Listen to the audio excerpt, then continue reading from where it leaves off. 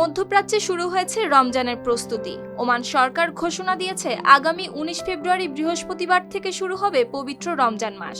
দেশটির হিজরি চাঁদ দেখার প্রধান কমিটি জানিয়েছে 18 ফেব্রুয়ারি পূর্ণ হবে শাবান মাস। ফলে পরদিন 19 ফেব্রুয়ারি থেকেই গণনা শুরু হবে রমজানের। তবে এই সিদ্ধান্ত সরাসরি খালি চোখে চাঁদ দেখার উপর নয়, বরং জ্যোতির্বৈজ্ঞানিক হিসাব নিকাশের ভিত্তিতে নেওয়া হয়েছে। সংবাদ মাধ্যম গালফ নিউজের প্রতিবেদনে জানা যায় এই তথ্য।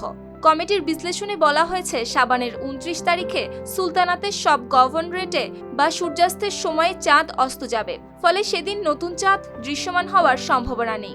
এই বৈজ্ঞানিক পর্যবেক্ষণ ও ধর্মীয় মানদণ্ড মিলিয়েই রমজান শুরুর দিন নির্ধারণ করা হয়েছে। সুপ্তি রায়, RTV।